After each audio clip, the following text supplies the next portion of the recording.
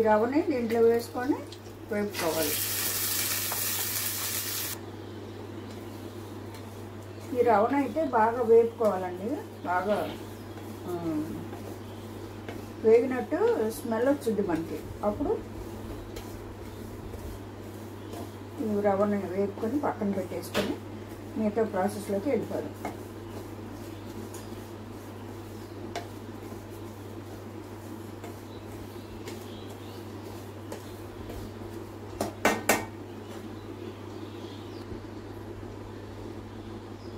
ఈ రవ్వ అయితే ఫ్రై అయిపోయిందండి. నేను ఇప్పుడు ఈ 1 గ్లాస్కి 4 గ్లాసులు వాటర్ తీసుకోవాలి.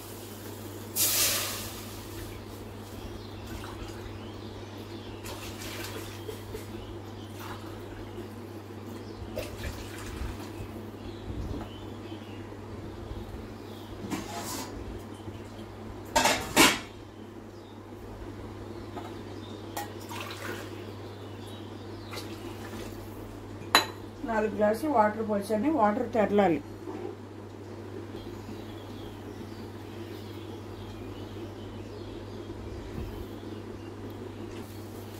ఇదిగోండి వాటర్ అయితే బాయిల్ అవుతుంది. ఇప్పుడు మనం వేపి పక్కన పెట్టుకున్న ఈ రవ్వ ఉంది కదా, ఇది వేసేసి తిప్పుదాం.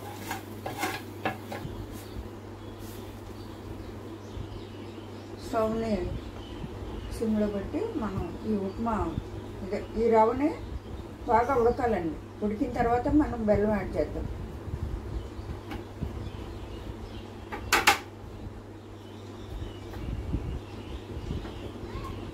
ఒక గ్లాసు బెల్లం తీసుకున్నాను నేను.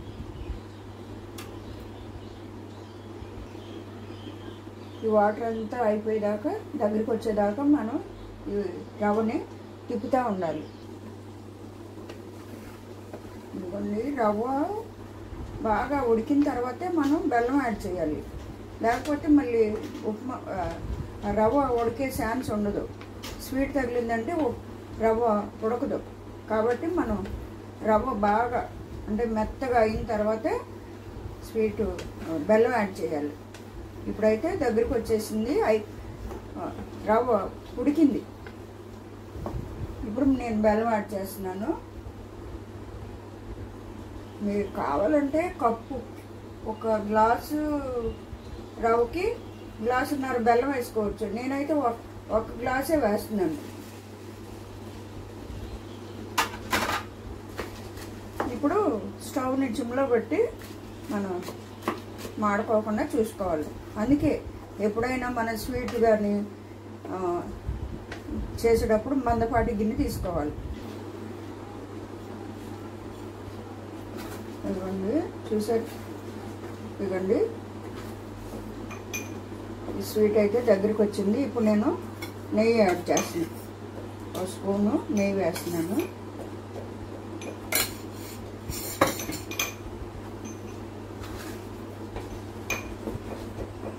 ఏం లేదండి, 10 నిమిషాల్లో మనకి స్వీట్ తయారైపోతుంది.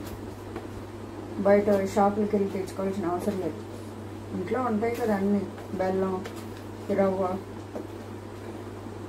ఒక 10 నిమిషాలు శ్రమ పడితే చాలు, స్వీట్ రెడీ అయిపోద్ది.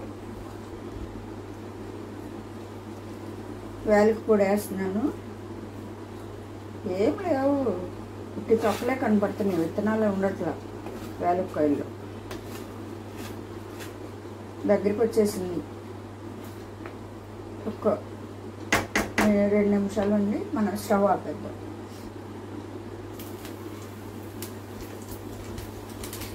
ఇదిగోండి బాదం, జీడిపప్పు వేసేస్తాం.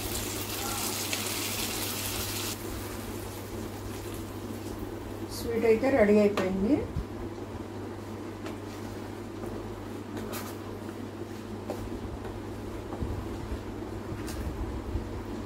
స్టవ్ ఆపేస్తున్నా నేను. దగ్గరికి వచ్చే చిక్క పడిపోతుంది.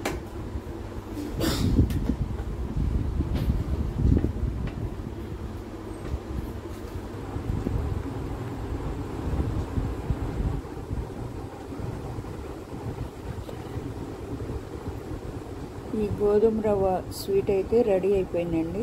చూడండి ఎంత బాగా వచ్చిందో. మీరు కూడా ట్రై చేయండి. చూసారా? చాలా బాగుంది టేస్ట్.